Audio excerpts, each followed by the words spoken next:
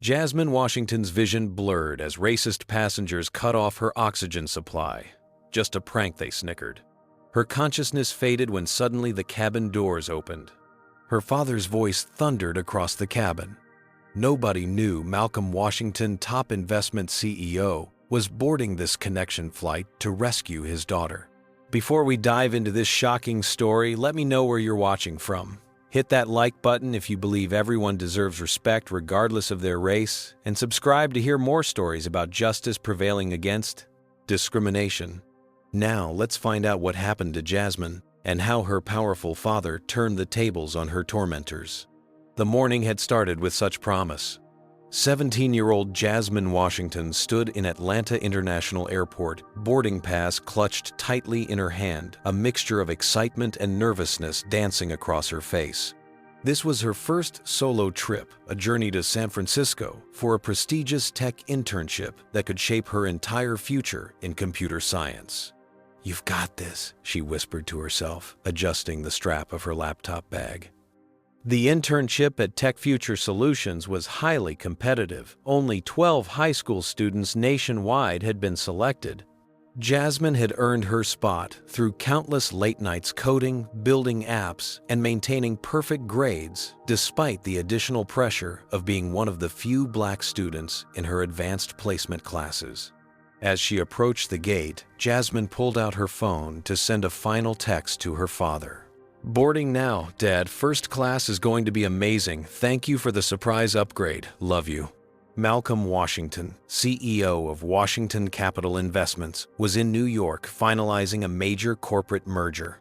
He'd been devastated to miss seeing Jasmine off, but had upgraded her ticket as a small consolation.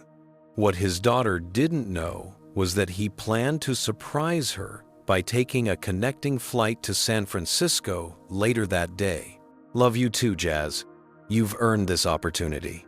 Text me when you land," Malcolm replied, smiling at his phone, before returning to his meeting with potential investors. Back in Atlanta, Jasmine handed her boarding pass to the gate agent, who smiled as she scanned it. "First class is to your right after boarding. Enjoy your flight, Miss Washington." Jasmine nodded appreciatively and made her way down the jetway. On board, she located her seat, 3A, a window seat in the first-class cabin with extra legroom. She stored her carry-on in the overhead compartment and settled in, already imagining how she'd use the 5-hour flight to review her coding projects. Her planning was interrupted by a flight attendant with platinum blonde hair pulled into a tight bun. Her name tag read, "Brenda." "Excuse me, Brenda," said her smile, not quite reaching her eyes. "There seems to be a computer error with your seating assignment." Jasmine blinked in confusion. "I have my boarding pass right here," she said, holding up the paper. "Seat 3A. Brenda barely glanced at it. "Yes, well, our system is showing you should be in economy. We need this seat for another passenger." As if on cue, a white businessman in his 50s appeared behind the flight attendant. He wore an expensive suit and carried a leather briefcase. "Is there a problem with my seat?" he asked, looking annoyed. "Not at all, Mr. Peterson," Brenda assured him. "We're just resolving a seating issue." She turned back to Jasmine. "We'll need you to move to seat 24B, middle seat economy section." Jasmine felt her cheeks burn with embarrassment as nearby passengers stared. "But my father purchased this first-class ticket specifically." "I'm sorry, but I need you to move now," Brenda interrupted, her voice taking on an edge. "You're delaying our departure." With no choice and wanting to avoid creating a scene, Jasmine gathered her belongings. As she stood up, the businessman Todd Peterson, according to his luggage tag, slid into her seat without a second glance. Making her way to the back of the plane, Jasmine noticed something odd. Another black passenger, an older man in a business suit, was also being escorted from first class to economy by a different flight attendant. At the very back, a black family with 2 small children was being reseated as well. Reaching seat 24B, Jasmine found herself sandwiched between 2 white passengers, a middle-aged woman with highlighted hair who immediately sighed dramatically when Jasmine approached, and a college-aged guy wearing university sweats who at least offered a brief smile. "Excuse me," Jasmine said politely as she squeezed past the woman to reach the middle seat. "I hope you're not going to take up the whole armrest," the woman muttered just loud enough to be heard. Jasmine chose to ignore the comment as she stowed her smaller bag under the seat in front. The legroom was significantly less than in first class, and her knees pressed uncomfortably against the seat in front. Once settled, she pulled out her phone to text her father.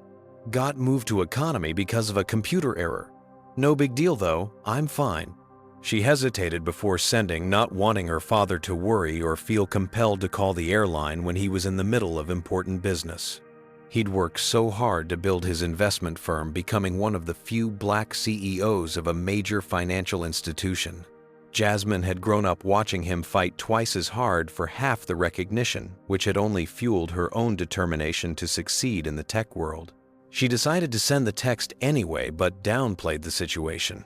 After all, it was just a seating mix-up, nothing worth bothering him about during his merger negotiations. In New York, Malcolm frowned at his daughter's message but had no time to respond as he was called back into the boardroom. He made a mental note to have his assistant look into compensation for the downgrade once his meeting concluded. Little did he know that this computer error was merely the beginning of what would become the most harrowing flight of his daughter's life. The Boeing 737 lifted off from Atlanta International Airport right on schedule. Jasmine tried to focus on her excitement about the internship rather than her disappointment over the seating change. She pulled out her tablet, intending to review some coding tutorials during the flight. 20 minutes after takeoff, the woman beside her, who had introduced herself as Karen Williams in a tone suggesting Jasmine should recognize the name, shifted in her seat, deliberately extending her elbow onto the shared armrest. When Jasmine's arm made the slightest contact with hers, Karen jerked away. "Excuse me," flight attendant Karen called out, waving her hand to flag down Brenda, who was serving drinks in economy. "This young woman is invading my personal space." Brenda appeared, looking down at Jasmine with thinly veiled disdain. "Is there a problem here?" Before Jasmine could respond, Karen continued, "I paid for my seat and should be entitled to my armrest without being crowded." "Miss, please respect other passengers' space," Brenda admonished Jasmine before walking away, not bothering to hear her side. Jasmine felt her face grow hot with embarrassment as several nearby passengers turned to stare. She pulled her arms in tightly, trying to make herself smaller in the already cramped seat. On her other side, the college student Derek, according to the name he'd mentioned during a brief introduction, seemed harmless enough at first, absorbed in his phone. But as the drink service reached their row, his elbow accidentally knocked into Jasmine's tablet as he reached for his soda. "Oops, my bad," he said with a smirk as liquid spilled across her keyboard. Jasmine frantically grabbed napkins to dry her laptop. The device had been a graduation gift from her father, top of the line, and essential for her internship. "Can I get some more napkins, please, Jasmine?" asked Patricia, another flight attendant who was handling the beverage cart. Patricia barely glanced at her. "We're running behind on service. Use what you have." As Jasmine dabbed at her computer, she became aware of whispered comments from passengers in surrounding rows. Why's she in economy anyway? Probably couldn't afford first class. Look at her hair. So unprofessional. These people always want special treatment. The racist undertones were unmistakable. Jasmine kept her head down, focusing on saving her laptop. She'd experienced racism before, the microaggressions, the assumptions, the extra scrutiny, but something about being trapped in this metal tube at 3,000 feet made it feel more threatening. When the beverage cart finally reached her row, Patricia smiled pleasantly at Karen and Derek, offering them a selection of drinks and snacks. When Jasmine requested a ginger ale, Patricia's smile vanished. "Sorry, we just ran out," she said, despite Jasmine clearly seeing several cans on the cart. Patricia moved on without offering an alternative. 2 hours into the flight, Jasmine reached for her backpack to get her headphones, hoping music might provide an escape from the increasingly hostile environment. She unzipped the front pocket where she'd stored her AirPods, a birthday present from her mother, before she passed away 2 years ago from cancer. The pocket was empty. Jasmine searched frantically through every compartment of her bag. The AirPods were nowhere to be found, though she distinctly remembered placing them there before boarding. She noticed Derek watching her from the corner of his eye, a slight smile playing on his lips. "Excuse me," Jasmine said, turning to Derek. "Did you happen to see anyone go through my bag while I was in the restroom earlier?" Derek's expression hardened.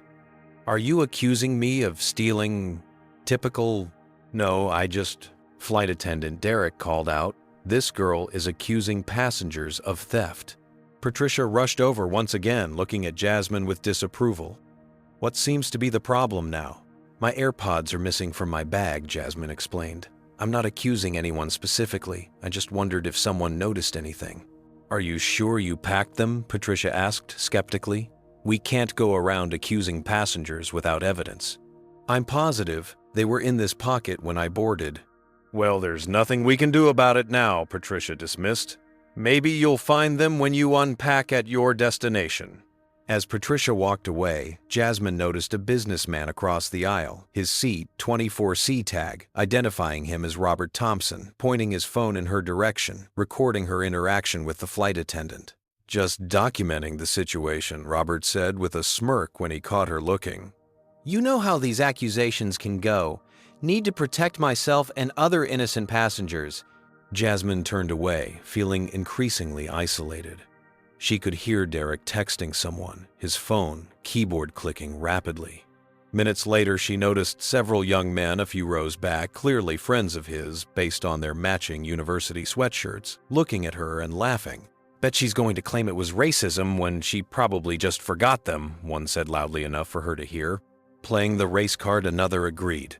Jasmine closed her eyes, practicing the breathing techniques her therapist had taught her after her mother's death.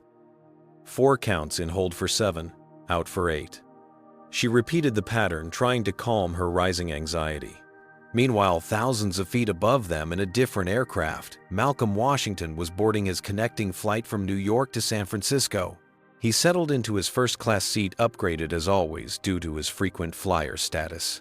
The investment CEO pulled out his phone to check in with his assistant about the meeting's outcome before airplane mode would cut his connection. He tried texting Jasmine again. "How's the flight going, sweetheart? Dad has a surprise for you in San Francisco." The message sent just before the flight attendant asked everyone to switch their devices to airplane mode. Malcolm had no idea that at that very moment, his daughter was being subjected to escalating harassment that would soon turn dangerous. Back on Jasmine's flight, the situation was deteriorating rapidly. Every attempt she made to flag down a flight attendant for assistance was ignored. When she pressed the call button, Patricia arrived, only to scold her for misusing it and warned that continued disruption could result in consequences upon landing. Jasmine had never felt so alone or so targeted. And they still had 3 hours left in the air. 3 hours into the flight, the harassment evolved from verbal to physical. Jasmine sat rigid in her seat, trying to make herself as small as possible. Her strategy of keeping her head down and avoiding eye contact clearly wasn't working. Karen, still fuming about their shared armrest, adjusted her position and accidentally knocked her coffee cup over. The hot liquid cascaded directly onto Jasmine's arm. "Oh my goodness," Karen exclaimed with exaggerated concern that didn't match her satisfied expression. "How clumsy of me." The scalding coffee soaked through Jasmine's sleeve, burning her skin. She gasped quickly, pulling away and dabbing at the spreading stain with the few napkins she had left. "I need some ice, please," Jasmine called out to a passing flight attendant, Rachel, according to her name tag. Rachel glanced at the situation and shrugged. "We're preparing for meal service. I'll try to bring some when I have a moment." That moment never came. Jasmine's arm throbbed from the burn, but no assistance arrived. She gingerly rolled up her sleeve to examine the damage an angry red patch was forming on her brown skin. Behind her, Derek reclined his seat violently, slamming it backward without warning. The sudden movement caught Jasmine off guard, crushing her knees against the seat in front of her. "Excuse me," she said, turning slightly to address him. "Could you please give a warning before reclining so quickly? That hurt my knees." "Free country," Derek replied with a smirk. "Paid for a reclining seat, gonna use it." He proceeded to push his seat back and forth repeatedly each time, causing Jasmine's knees to compress painfully against the seat ahead. After enduring 20 minutes of this treatment, Jasmine desperately needed to use the restroom, both for its intended purpose and as a brief escape from her tormentors. She waited for Derek to sit upright while checking his phone, then quickly stood to exit the row. As she made her way to the rear lavatory, Rachel stepped into her path. "You'll need to return to your seat. We're experiencing turbulence," the flight attendant informed her. Jasmine glanced around in confusion.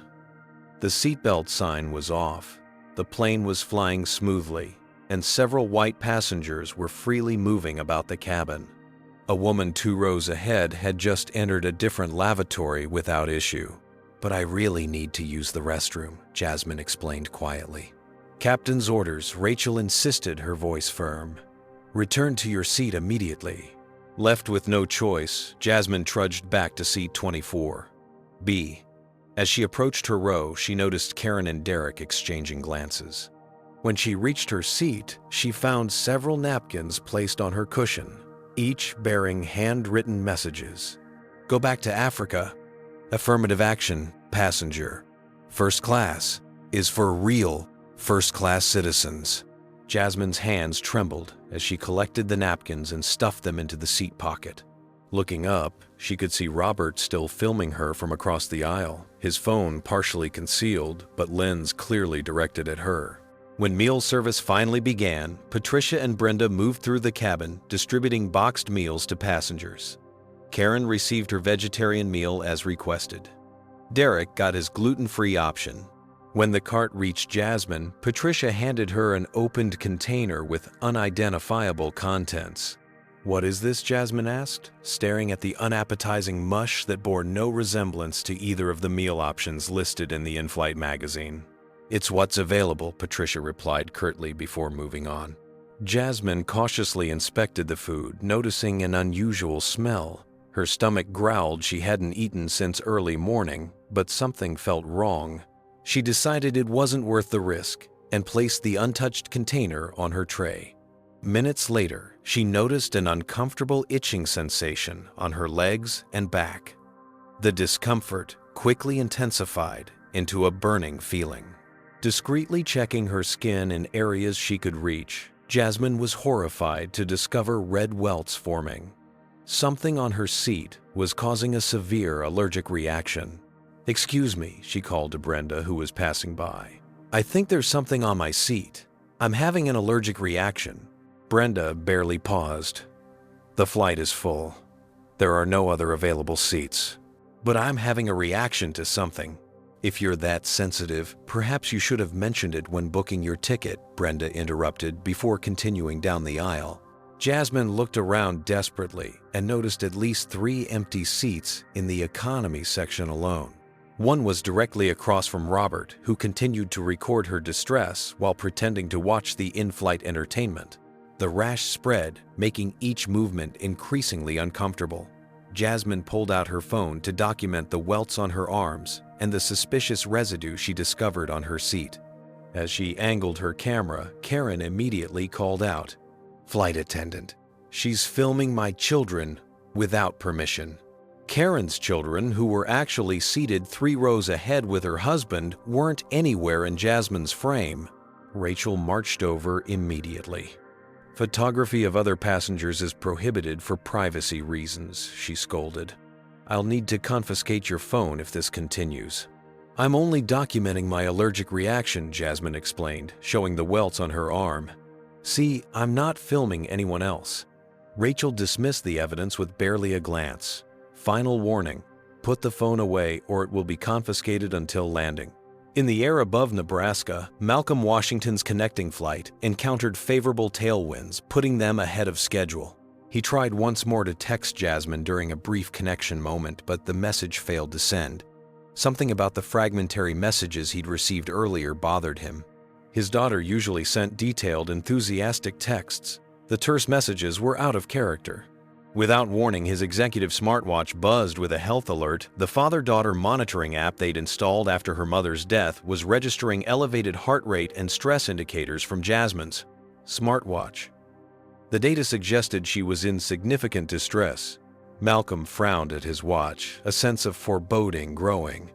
Something was very wrong, and he was still hours away from reaching her. Ladies and gentlemen, this is your captain speaking. We're expecting some turbulence ahead. Please return to your seats and fasten your seatbelts until the seatbelt sign is turned off. The announcement came as Jasmine was still trying to manage her spreading rash and burning skin. She reached for her seatbelt, but when she tried to fasten it, she discovered a problem. The metal tongue that should slide into the buckle had been cut nearly through with just enough metal remaining to make it appear intact at a glance. Someone had deliberately damaged her seatbelt. "Excuse me," she said to Patricia, who was checking that passengers were complying with the captain's instruction. "My seatbelt appears to be broken." Patricia's eyes narrowed as she examined the belt. "This is clearly intentional damage," she accused loudly. "Tampering with safety equipment is a federal offense." "I didn't do this," Jasmine protested. "It was like this when I tried to fasten it just now." By now, several nearby passengers were watching the exchange with interest. Derek leaned forward to speak to Patricia. "She was messing with it earlier," he lied smoothly. "I saw her playing with something small and shiny. Might have been scissors or a pocket knife." "That's absolutely not true," Jasmine objected, "but the damage was done." The intercom crackled to life again. "This is your captain. We have a report of an unruly passenger tampering with safety equipment. This is a reminder that such actions are federal offenses and will be dealt with accordingly upon landing. Flight attendants, please assess the situation." All eyes in the cabin turned toward Jasmine. The public shaming was clearly intentional. The captain hadn't specified which passenger, but the timing made it obvious who was being referenced. Karen smirked while Robert continued filming discreetly from across the aisle. The college students several rows back whispered and pointed. Brenda arrived with a seatbelt extender. "This will have to do for now," she said coldly. "We'll be filing an incident report about the damaged equipment when we land." As Jasmine tried to attach the extender, she noticed Derek watching her movements carefully. When she finally got it fastened, something felt wrong. The belt seemed to tighten incrementally on its own. Within minutes, it was constricting uncomfortably around her waist. "The belt is too tight," she told Brenda when she passed by again. "I think something's wrong with the extender, too." "Stop creating problems," Brenda hissed quietly enough that only Jasmine could hear. "One more complaint and we'll have the air marshal intervene." The belt continued to tighten, cutting into Jasmine's abdomen and restricting her breathing. She tried to adjust it, but the mechanism seemed to constrict further with each movement. Looking more closely, she realized the extender had been modified. Derek, or one of his friends, must have tampered with it when she wasn't looking. Panic rising, Jasmine called out, "Please, someone help. I can't breathe properly." Her pleas were met with collective silence. Nearby passengers either looked away uncomfortably or stared with apparent annoyance. Karen pulled out her phone and began recording. "I think she's having some kind of mental episode," Karen narrated quietly to her camera. "Been causing problems the entire flight." Robert nodded in agreement from across the aisle. "Maybe she needs to be restrained for everyone's safety. She's been volatile and unpredictable." The belt dug deeper, cutting off circulation to Jasmine's legs.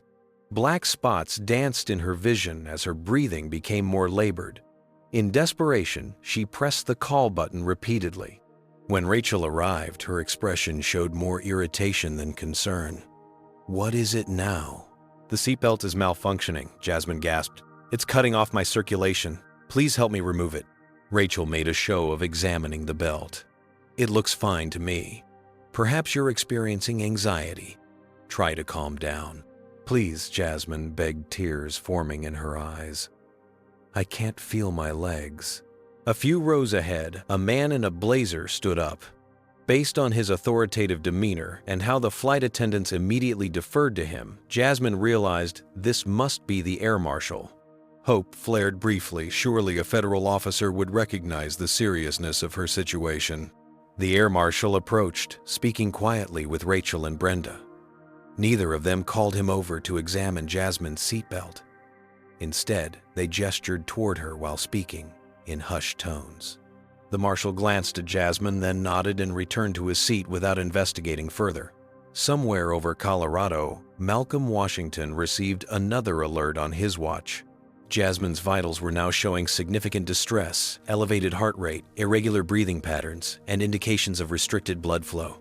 The monitoring app they'd installed following her mother's death was designed to alert family members to potential medical emergencies, and it was now screaming that his daughter was in danger. Malcolm immediately called for a flight attendant. "How much longer until we land in Denver?" he asked urgently. "About 20 minutes, sir. I need to make an emergency call before we begin descent. My daughter is on another flight and may be experiencing a medical emergency." The flight attendant looked sympathetic, but shook her head. "I'm sorry, sir, but all devices must remain in airplane mode until landing. We'll be on the ground very soon." Malcolm gripped the armrests, feeling helpless. 20 minutes had never seemed so long.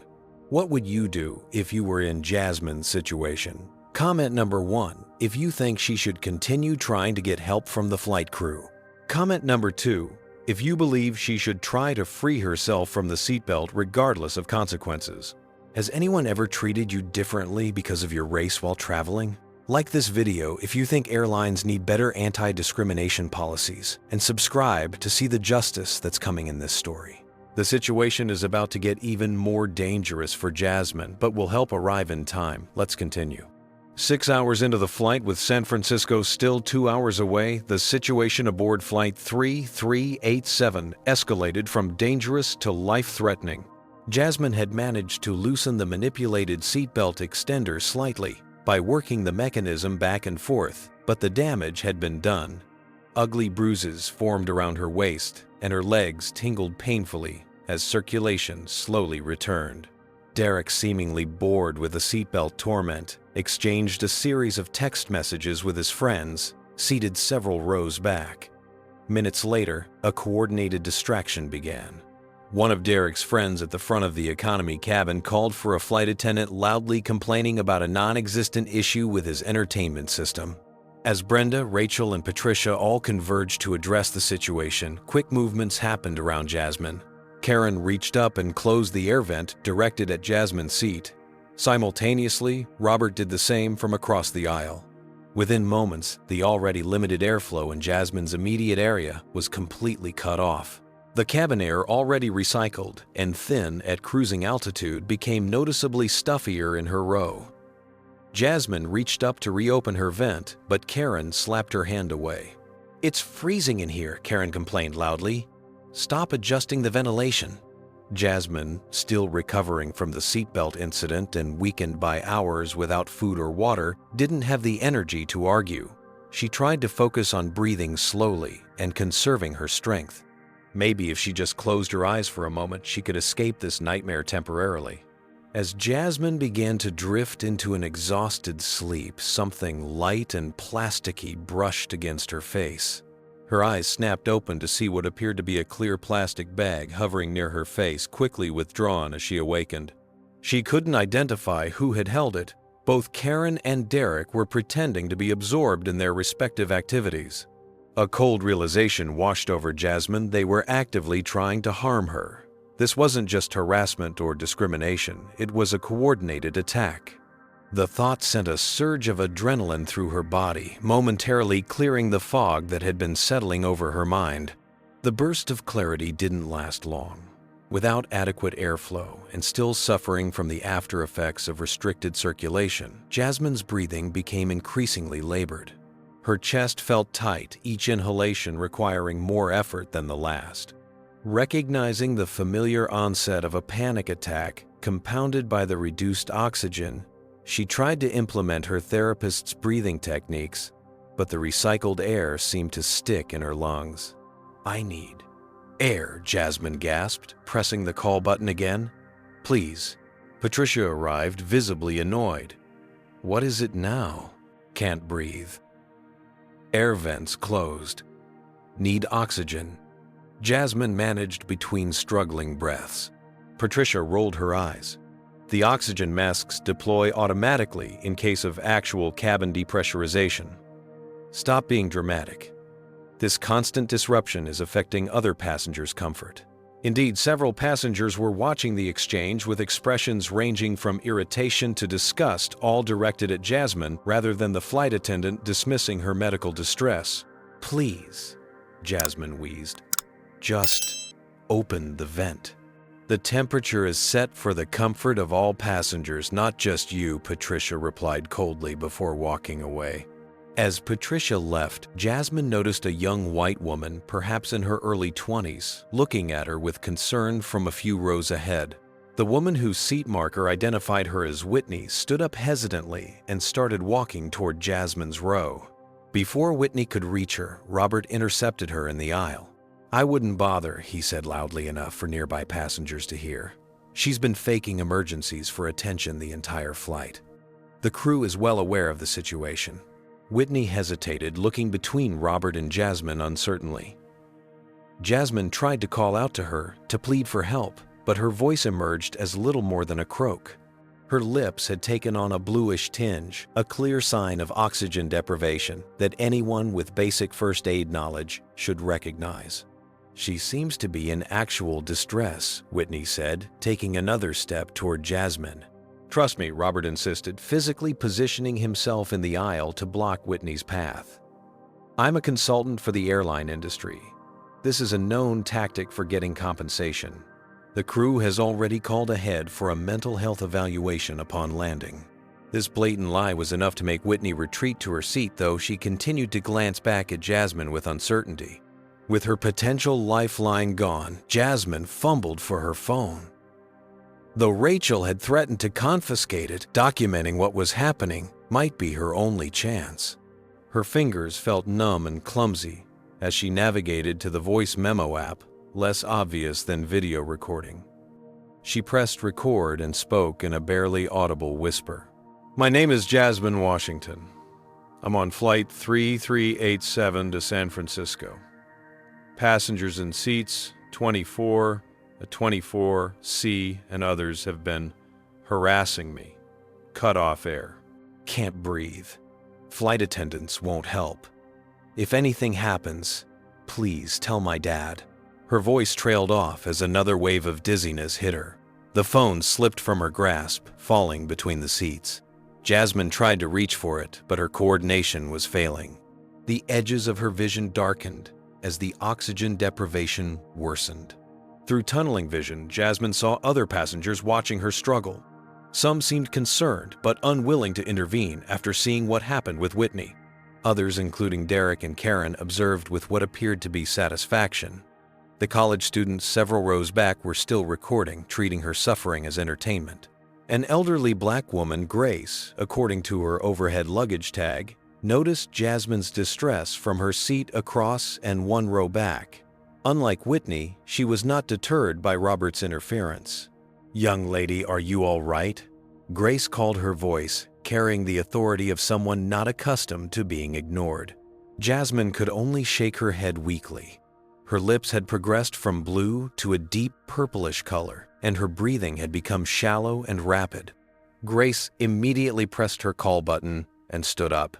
"This girl needs medical attention," she announced loudly. "Is there a doctor on board?" Rachel and Brenda both hurried down the aisle, more responsive to Grace's commanding tone than they had been to Jasmine's pleas. "Ma'am, you need to return to your seat," Brenda instructed Grace. "Not until someone checks on this child," Grace insisted. "She's showing signs of hypoxia. Look at her lips." The commotion finally drew genuine attention from other passengers. A white woman in her 40s stood up from the front of the economy section. "I'm a pediatrician," she announced, making her way toward them. Her ID badge glimpsed briefly as she moved through the cabin, identified her as Dr. Amanda Powell. Rather than welcoming medical assistance, Rachel positioned herself in the aisle blocking Dr. Powell's approach. "We have the situation under control," she insisted. "That young woman is in respiratory distress," Dr. Powell countered, attempting to move past. "As a physician, I'm obligated to offer assistance." While the standoff continued, Jasmine's condition deteriorated further. The lack of oxygen, combined with hours of stress, dehydration, and restricted circulation, finally overwhelmed her system. Her eyes rolled back and she slumped in her seat, consciousness slipping away. Grace's voice cut through the cabin. "She's passed out. This girl needs oxygen, now." The last thing Jasmine heard before darkness claimed her was the captain's voice over the intercom announcing an emergency landing in Denver due to an onboard medical situation. Even in this critical moment, no specifics were given about her condition or location, leaving her fate in the hands of those who had engineered her suffering. Meanwhile, Malcolm Washington's connecting flight had just touched down in Denver International Airport. As soon as the wheels hit the tarmac, his watch erupted with accumulated health alerts from Jasmine's monitoring app. The data painted an alarming picture: severe oxygen deprivation, irregular heartbeat, and finally unconsciousness. Malcolm's blood ran cold. His daughter wasn't just uncomfortable or anxious, she was in serious danger.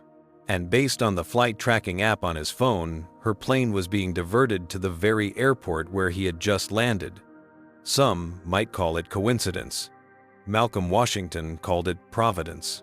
As passengers around him leisurely gathered their belongings, Malcolm had only one thought: get to Jasmine's incoming flight before it was too late. The atmosphere aboard Flight 3387 transformed from tense to chaotic after Jasmine lost consciousness. Grace, the elderly black woman, refused to be silenced, despite Rachel and Brenda's attempts to downplay the situation. "This young woman needs immediate medical attention," Grace demanded, her voice carrying the weight of moral authority. "She has been systematically tormented for hours while you all stood by and did nothing." Jasmine lay slumped in her seat, unresponsive, her lips still showing the telltale blue tinge of oxygen deprivation. Grace, despite her age, managed to squeeze past Karen and began basic revival attempts, checking Jasmine's airway and positioning her head to facilitate breathing. "Don't touch her," Karen objected, trying to pull Grace away. "You'll just make it worse." "Ma'am, I was a nurse for 40 years before I retired," Grace snapped back. "Now either help me or get out of my way." Grace's urgent calls for a doctor continued until Dr. Amanda Powell finally pushed past Rachel's obstructive stance in the aisle. The pediatrician quickly assessed Jasmine's condition. "She's in respiratory distress with possible circulatory compromise," Dr. Powell announced professionally. "I need the emergency medical kit now, and we need to get her into the aisle where I can properly examine her."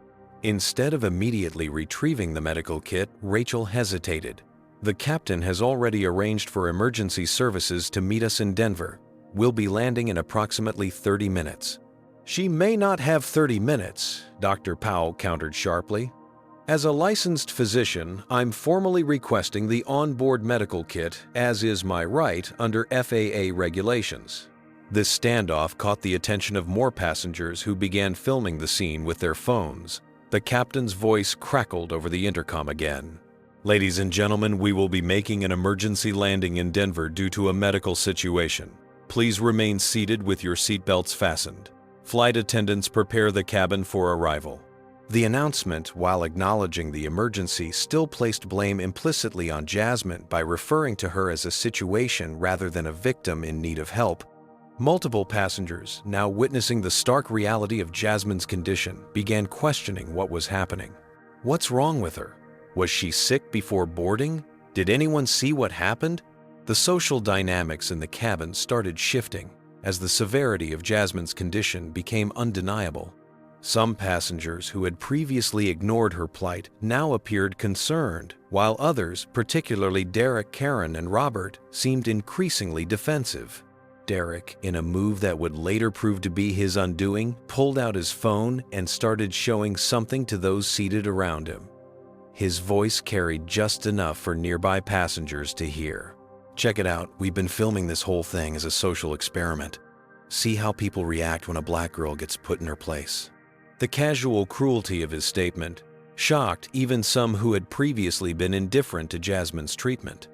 A recording was being passed around among Derek's friends, showing compiled clips of the orchestrated harassment throughout the flight, with commentary that revealed the premeditated nature of their actions. Dr. Powell, having finally obtained the medical kit after threatening to report the flight attendants to the FAA, was attempting to check Jasmine's vital signs. She called out instructions to Grace, who assisted with professional efficiency despite her age. Her pulse is weak and rapid, respirations shallow and irregular. She's showing signs of shock on top of the respiratory issues, Dr. Powell reported. I need to start oxygen immediately. When she attempted to retrieve the portable oxygen tank from the medical kit, she discovered another horrifying detail. The seal had been broken and the gauge showed empty. Someone had deliberately tampered with the emergency equipment. This oxygen tank has been emptied, Dr. Powell announced, her voice rising with justified anger. This is criminal negligence. Brenda rushed forward, attempting to take the tank. There must be some mistake. Let me check another kit. Don't touch this, Dr. Powell ordered. This is now evidence. I want every passenger in this section of the cabin to remain seated until authorities can investigate. A collective murmur spread through the cabin as the implications became clear. Not only had a young woman been tormented to the point of medical emergency, but safety equipment had been deliberately sabotaged. The plane began its descent into Denver, the increased cabin pressure providing minimal relief to Jasmine's oxygen-starved system. She remained unconscious, occasionally showing signs of partial awareness, only to slip away again. Dr. Powell maintained a professional demeanor, but her expression betrayed her concern about potential brain damage from prolonged oxygen deprivation. Grace, still assisting with Jasmine's care, addressed the surrounding passengers with quiet dignity. I want every person who saw what happened to this child to search their conscience. Your silence made you complicit. Her words hit home for many. A teenager across the aisle who had been filming the medical emergency lowered his phone in shame. An older businessman who had deliberately looked away earlier now watched with evident regret. The mood in the cabin had shifted from mob mentality to collective guilt, at least among those not directly involved in the harassment. Karen, growing increasingly uncomfortable with the changing narrative, attempted to defend herself. She was being disruptive the entire flight. We didn't do anything wrong. I have 40 years of experience recognizing signs of distress, Grace responded coldly. This young woman has ligature marks on her waist, evidence of circulation being deliberately cut off. She has welts consistent with chemical irritants applied to her seat. And she has clear signs of oxygen deprivation that couldn't possibly have occurred naturally in a pressurized cabin. Don't insult my intelligence by claiming innocence. The captain's voice interrupted again. Flight attendants prepare for landing. As the plane began its final approach to Denver International Airport, Jasmine stirred briefly. Her eyes fluttered open, unfocused and confused. She whispered something that only Grace could hear. My dad. Malcolm Washington, call him. Grace squeezed her hand reassuringly. We'll find him, child. Just stay with us. What Grace and the others didn't know was that Malcolm Washington was already waiting at the gate, using every ounce of his considerable influence to ensure he would be allowed to board the moment the plane landed. In the terminal, Malcolm had immediately contacted his executive assistant Emily, who accessed real-time flight information showing Flight 3387 making an emergency landing. Using his status as a major airline investor, Malcolm obtained permission to meet the flight at the gate, something normally impossible in the post-9/11 security environment. Airport security personnel, Denver police and paramedics were assembled at the gate, responding to the medical emergency call from the flight crew.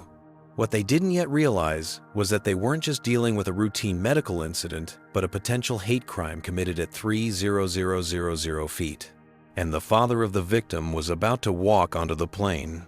The wheels of Flight 3387 touched down on Denver International Airport's runway at 4:37 p.m. local time. As the aircraft taxied toward the gate, Malcolm Washington stood just inside the jetway, flanked by airport security personnel and paramedics with a gurney.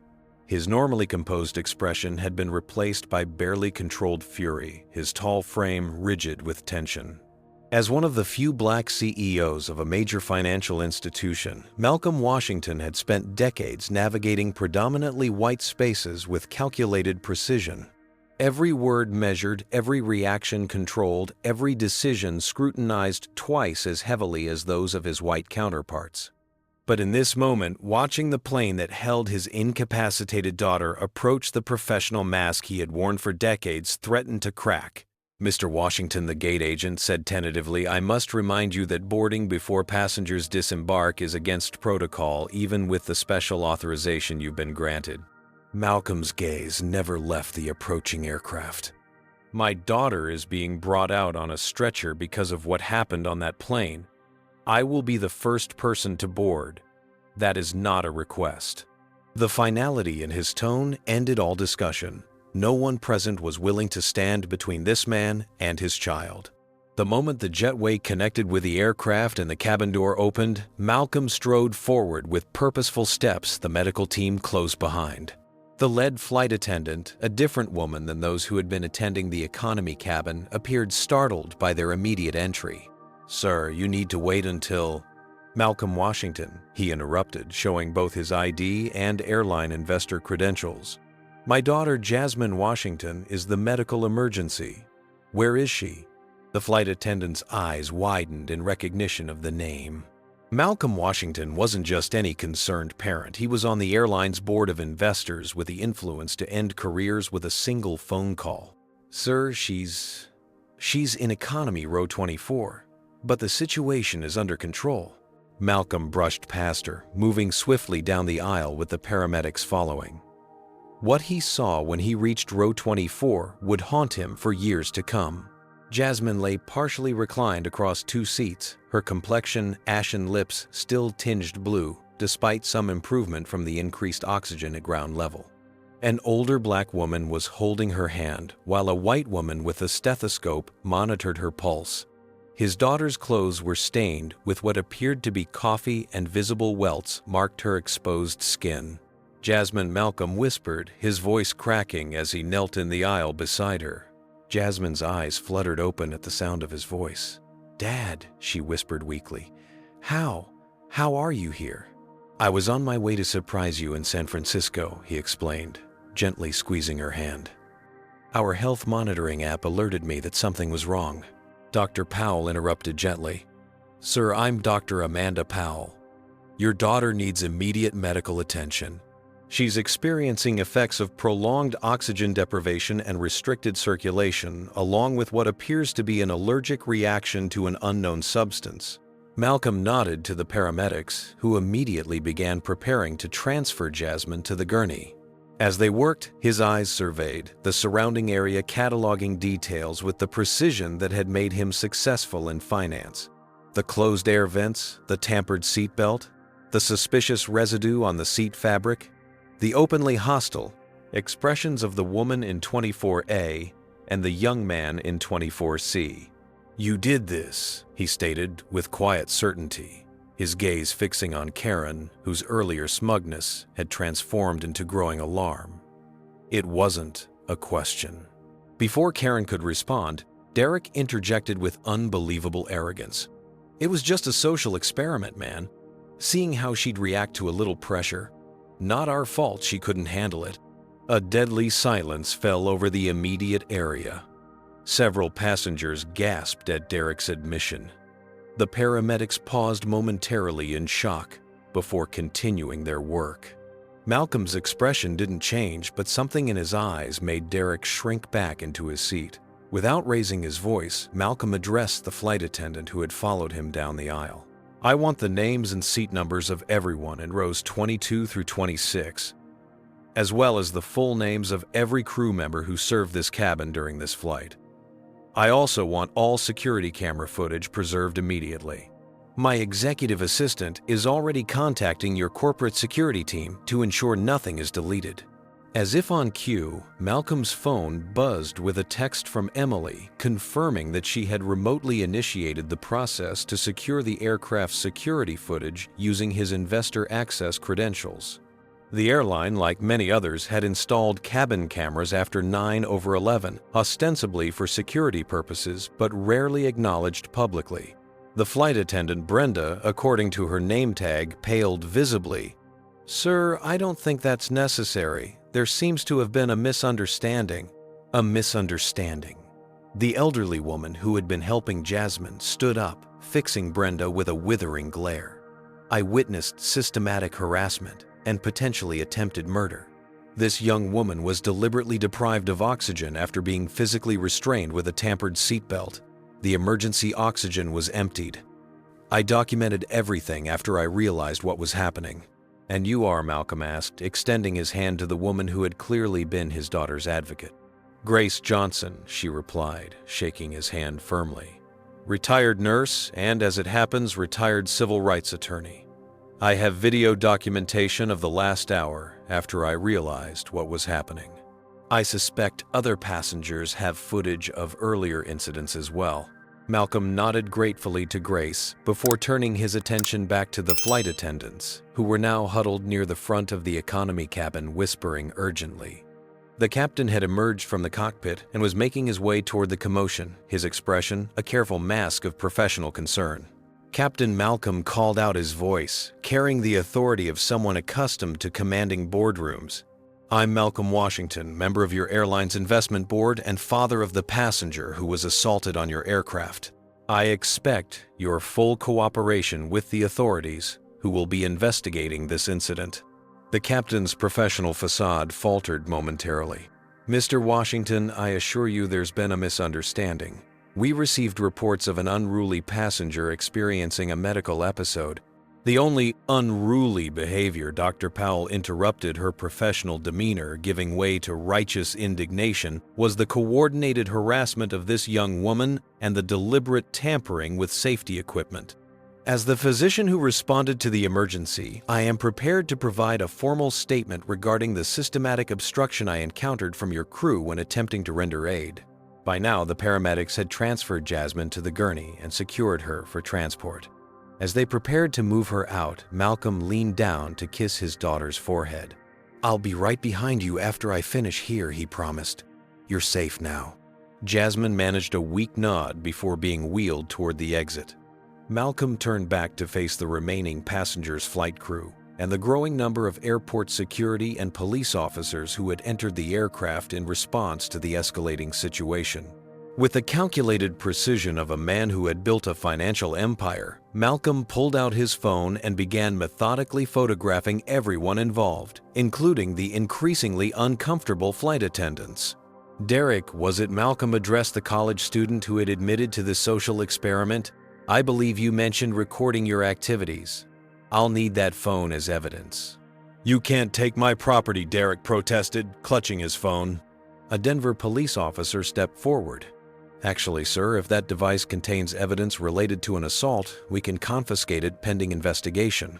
As the officer took Derek's phone, Malcolm noticed Robert across the aisle attempting to delete something from his own device.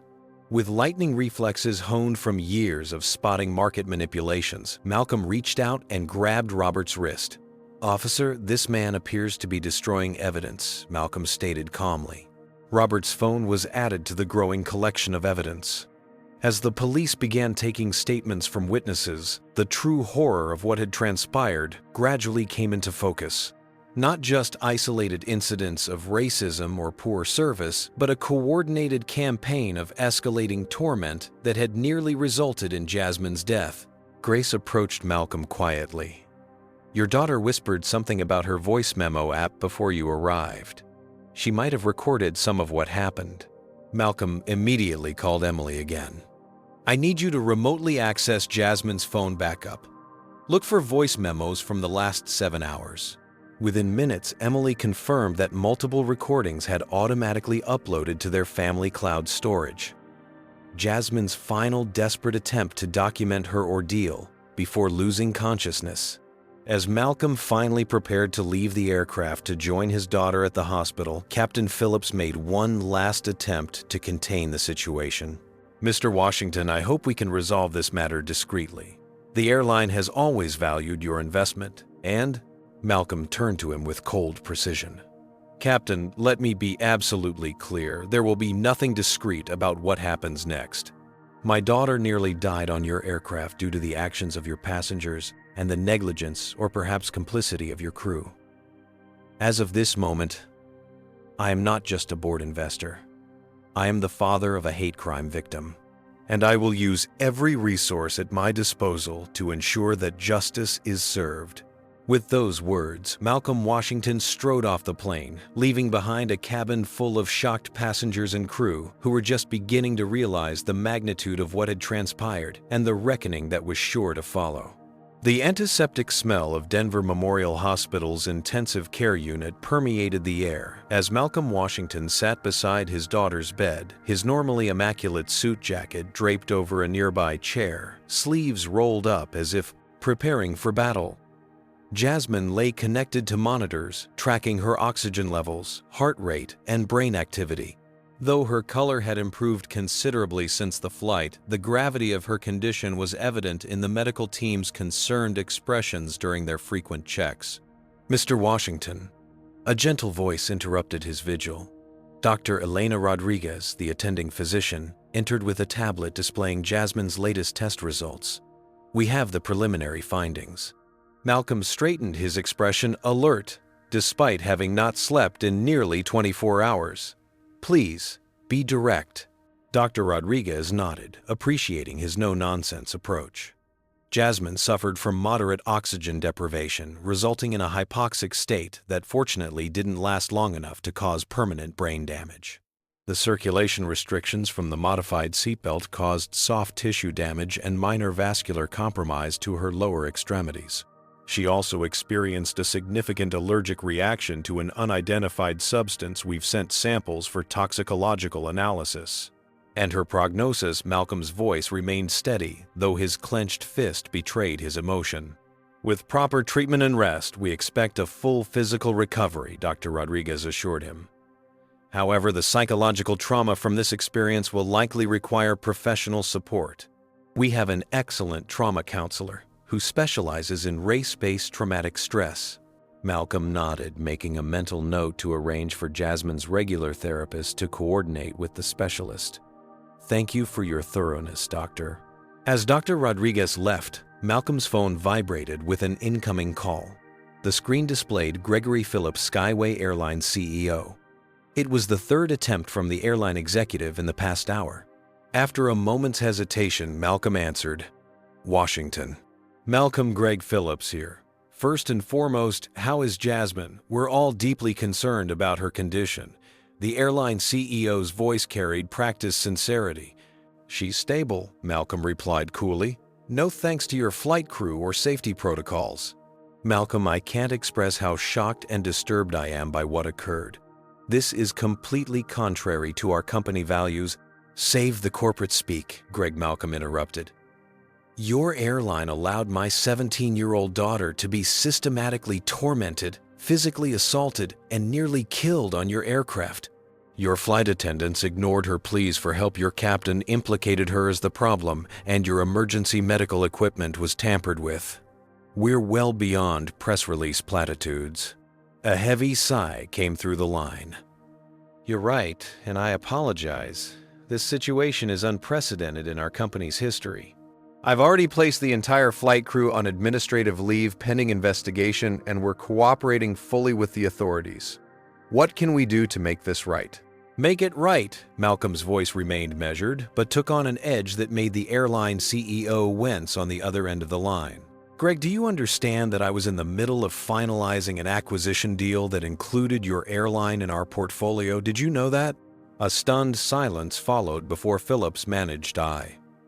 "I wasn't aware your investment group was behind the Meridian Capital acquisition."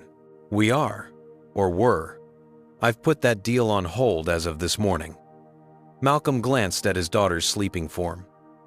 "Now I'm considering a different approach entirely." Before Phillips could respond, Malcolm's executive assistant, Emily, entered the hospital room, tablet in hand. "Sir, we have a situation developing online." Malcolm placed the call on speaker. "Greg, my assistant, has just informed me of a development. I'll call you back." He ended the call without waiting for a response. "What's happening, Emily?" Emily's expression was grim as she handed him the tablet. One of the college students, Derek Sullivan, had already uploaded portions of his social experiment video to a private group before his phone was confiscated. Someone in that group has now shared it publicly, but with a twist. They're portraying Jasmine as the aggressor, and themselves as victims of a woke overreaction. The tablet displayed social media feeds where the heavily edited video was rapidly gaining traction in certain corners of the internet. The hashtag number Airline Truth was trending with thousands of comments either questioning Jasmine's account or outright accusing her of fabricating the incident for attention or financial gain. Malcolm's expression darkened as he scrolled through the comments. The character assassination was as methodical as the physical assault had been. They're attempting to control the narrative, he observed. Get me Sophia Chen at Network News. We need to get ahead of this. Emily nodded, already typing on her phone. She's been trying to reach you since the story broke. I've sent her the voice memos from Jasmine's phone backup and Grace Johnson's video documentation. Malcolm returned his attention to the tablet, analyzing the situation with the same precision he applied to financial markets. They've miscalculated. Badly. How so? Emily asked, looking up from her device. They don't know what evidence we already have, and they've now added digital harassment and defamation to the physical assault charges. Malcolm handed the tablet back to her. Contact our legal team. I want restraining orders against every identifiable participant in that social media campaign by morning. And tell Sophia I'll give her an exclusive once Jasmine is stable enough to be transported home. Emily efficiently noted his instructions before adding, the airline CEO has issued a public statement expressing deep concern about the alleged incident and promising a thorough investigation. Alleged, Malcolm repeated, with dangerous quietness. After dozens of witnesses, medical documentation, and security footage confirmation, he took a measured breath. Contact our stake in the airline's board. I want an emergency meeting called within 24 hours. As Emily left to execute his directives, Malcolm turned back to Jasmine, who had begun to stir. Her eyes fluttered open, momentarily confused, before focusing on her father. Dad, her voice was raspy from the oxygen tube that had been removed earlier. Where are we? Denver Memorial Hospital, he answered, gently taking her hand. How are you feeling? Like I got tackled by the entire defensive line at once. She managed a weak smile, then sobered. It was awful, Dad. They wouldn't stop. It was like they enjoyed watching me suffer. I know, sweetheart, Malcolm responded, his composed exterior masking the rage that simmered beneath. I've seen the recordings. Both yours and theirs. Jasmine's eyes widened. They recorded it. On purpose. Malcolm nodded grimly. They're calling it a social experiment. Documenting how you'd respond to what they termed a little pressure. Tears welled in Jasmine's eyes. I tried to stay calm, to not give them the reaction they wanted. I kept thinking about what you always tell me about being twice as composed in the face of prejudice. You did everything right, Malcolm assured her, squeezing her hand. Everything. This wasn't about your behavior. Nothing you could have done would have changed their actions because their target wasn't Jasmine Washington, the person. It was Jasmine Washington, the black teenager who they believed had taken their space in first class. A knock at the door interrupted their conversation. A federal agent in a crisp suit stood in the doorway. Mr. Washington, I'm Special Agent Diaz with the FBI Civil Rights Division. When Miss Washington feels up to it, we'd like to take her statement regarding the incidents aboard Skyway Airlines Flight 3387. Malcolm looked to Jasmine, who nodded resolutely despite her fatigue. I want to tell them everything. She'll speak with you, Malcolm confirmed to the agent, but I want her doctor present to monitor her condition, and the interview will stop immediately if she shows any signs of distress.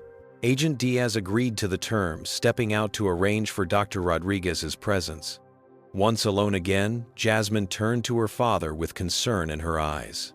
What about the internship I'm supposed to start at Tech Future next week? The question caught Malcolm off guard. After everything she'd endured, her first thought was still about her future, her opportunities. Pride swelled in his chest at his daughter's resilience. One step at a time, he advised gently. Your health comes first. But I've already spoken with the program director. They're holding your position and have offered to delay your start date or arrange for remote participation until you're cleared to travel again. Relief washed over Jasmine's face. "Thank you."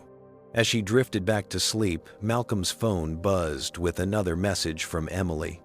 The airline's stock had dropped 7% in after-hours trading following initial reports of the incident. Financial analysts were speculating about potential liability and leadership changes. The message included links to preliminary media coverage, most of it focusing on the shocking nature of the incident and Malcolm's status as a prominent CEO and investor. What none of the reports yet revealed what Malcolm had shared with no one except Emily was that the airline wasn't just an investment target in his portfolio. It was a strategic acquisition, specifically chosen for its problematic history, with diversity issues and customer treatment. Malcolm had been planning a complete overhaul of its corporate culture and policies as part of a larger initiative to transform industry standards. Now that tactical business decision had become intensely personal. Malcolm Washington had built his career, making calculated moves in the financial world, turning struggling companies around and creating value where others saw only liability. He'd navigated the overwhelmingly white spaces of high finance with strategic precision, choosing his battles carefully and never allowing emotion to override reason. But as he watched his daughter's chest rise and fall in the hospital bed, oxygen monitor beeping steadily beside her, Malcolm made a silent vow that transcended business strategy. The transformation of this airline would now become a reckoning not just for the individuals who had tormented Jasmine or the crew who had enabled them, but for an entire industry that had allowed such incidents to be written off as misunderstandings for far too long. The immediate aftermath was just beginning. The real changes were yet to come. 3 months after the harrowing incident aboard Flight 3387, Jasmine Washington sat poised and composed before a panel of Federal Aviation Administration officials in a Washington, D.C. hearing room. Though still occasionally haunted by nightmares of suffocation and confinement, she had insisted on testifying in person rather than submitting a written statement. Miss Washington, the lead investigator, addressed her. "Please describe in your own words the events that occurred during the flight on May 15th. Jasmine took a measured breath, her gaze steady as she recounted the systematic torment she had endured. Her voice occasionally wavered but never broke as she detailed each escalating incident from being removed from her rightful first-class seat to the final terrifying moments when her oxygen had been deliberately restricted. Behind her, Malcolm Washington sat watching with quiet pride. The past 3 months had been grueling for both of them. Jasmine's physical recovery, the intensive therapy sessions, the relentless media coverage, and the coordinated legal proceedings against both the individual perpetrators and the Bessin airline itself.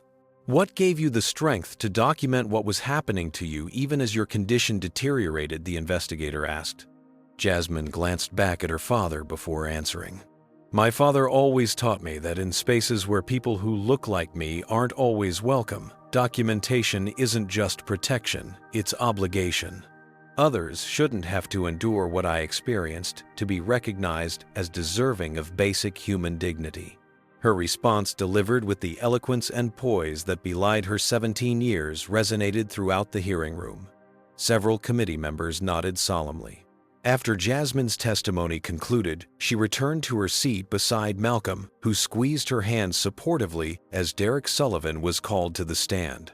The transformation in the once arrogant college student was remarkable. Gone was the smug confidence he had displayed on the aircraft.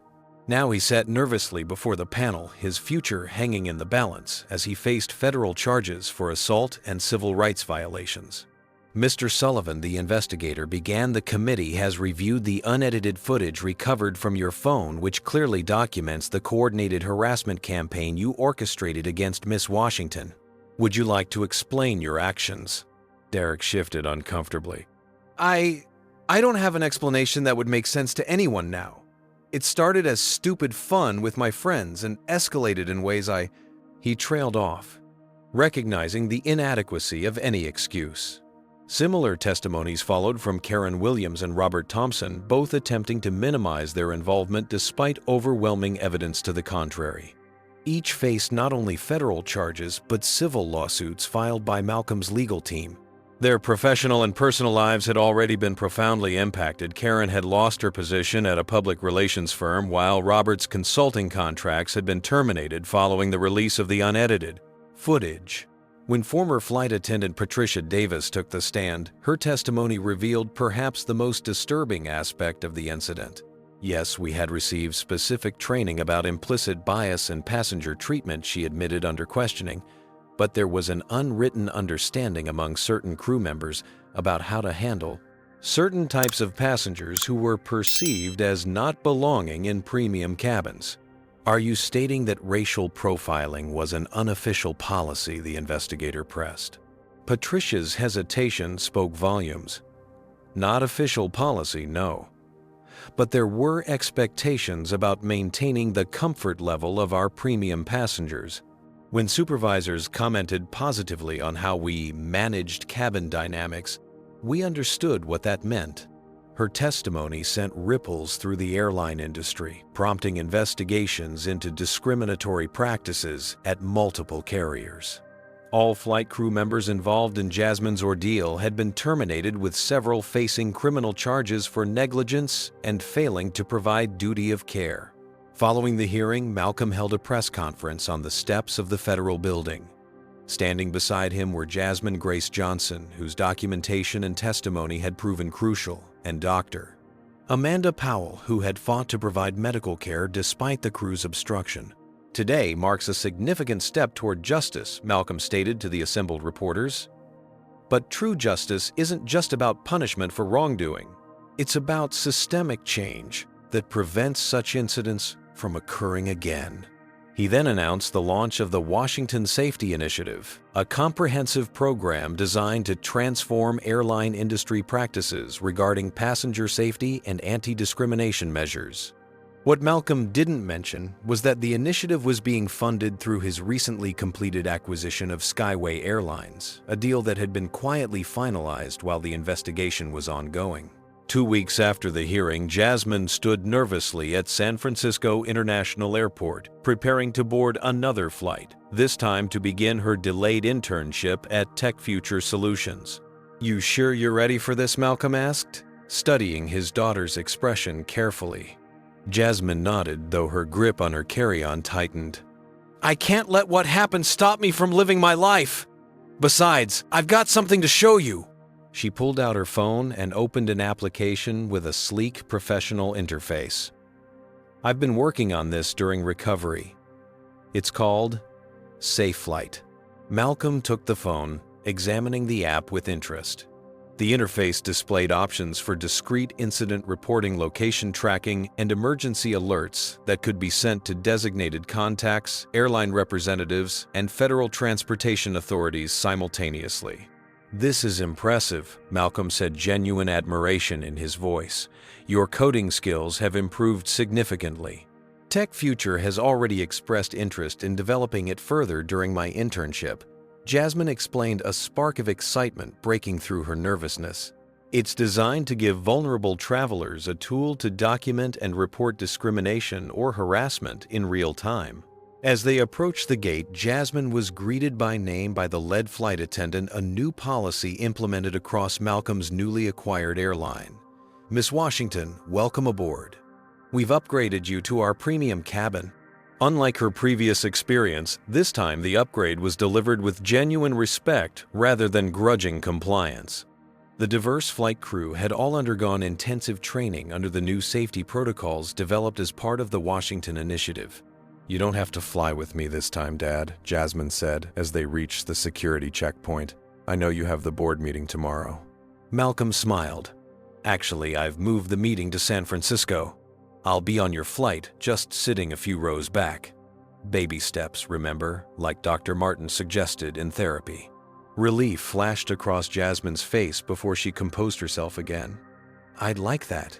As they boarded together, neither father nor daughter could have predicted how profoundly Jasmine's experience and their response to it would transform air travel for millions. The Safe Flight app would eventually become standard on all major airlines, with over 20 million downloads in its first year. The Washington Safety Initiative would lead to the most significant overhaul of airline anti-discrimination policies since the Civil Rights Act's application to air travel. But perhaps most meaningful was the unexpected development revealed 3 weeks later when Grace Johnson, the retired civil rights attorney who had been Jasmine's first advocate on the flight, accepted Malcolm's invitation to join the newly formed Passenger Advocacy Board at the airline. Her decades of experience fighting systemic discrimination provided invaluable guidance as the company rebuilt its culture from the ground up. The last piece fell into place 6 months after the incident, when Jasmine stood confidently before Tech Future's executive board presenting the final version of SafeFlight before its official launch. "What inspired you to create this application?" the company's CEO asked after her impressive demonstration. Jasmine paused, choosing her words carefully. "I experienced firsthand how isolation and lack of accountability can embolden people to act on their worst impulses. But I also learned that documentation, connection, and transparency can be powerful tools for protection and change." She glanced at her father, who watched proudly from the back of the boardroom. "My experience was traumatic," Jasmine continued, "but it also showed me that systems can change when enough people refuse to accept that discrimination is just the way things are.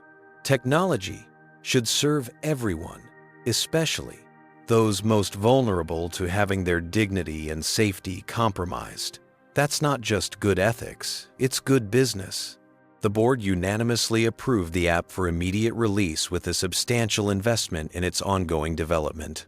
That evening, as Malcolm and Jasmine celebrated over dinner at a restaurant overlooking San Francisco Bay, he raised his glass in a toast. "To my remarkable daughter," he said, eyes shining with pride, "who turned trauma into transformation." Jasmine smiled, the confidence that had been temporarily shaken now restored and strengthened. And to justice, not just in courtrooms, but in creating systems where everyone can travel with dignity. As they clinked glasses, both Washington knew their work was far from finished.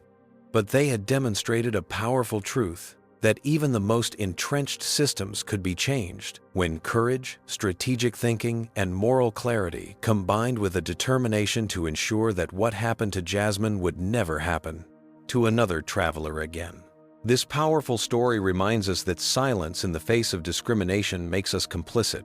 When we witness injustice but choose comfort over courage, we allow hatred to flourish. Jasmine's ordeal highlights how quickly minor racist incidents can escalate into life-threatening situations when left unchecked. Grace Johnson demonstrated that one person standing up can inspire others to find their moral compass. Her actions show that age is no barrier to advocating for what's right. Meanwhile, Malcolm's strategic approach to justice reminds us that lasting change requires addressing both individual accountability and systemic failures. The transformation of trauma into purpose through Jasmine's SafeFlight app teaches us that our painful experiences can become the foundation for solutions that protect others. Her resilience illustrates how refusing to be defined by victimhood can lead to powerful advocacy. Perhaps most importantly, this story challenges us to examine our own behavior as bystanders. Would we be a Grace, immediately intervening, or would we look away, pretending not to notice until it's too late?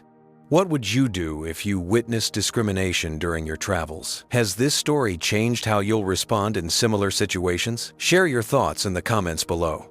If this story moved you to commit to standing against racism, please hit that like button and subscribe for more powerful stories of justice and resilience. Thank you for listening. And remember, our actions or inactions in moments of injustice define who we truly are. Stay strong, stay compassionate, and never be afraid to speak up.